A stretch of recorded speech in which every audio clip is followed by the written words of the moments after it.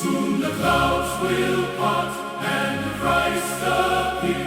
Every faithful soul will gather near.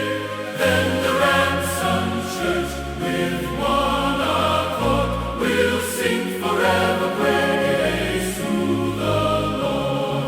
Praise without walls. Let every voice in harmony rise. Praise without walls. Lift every heart and eyes to the skies. From every grateful heart, loud hallelujah.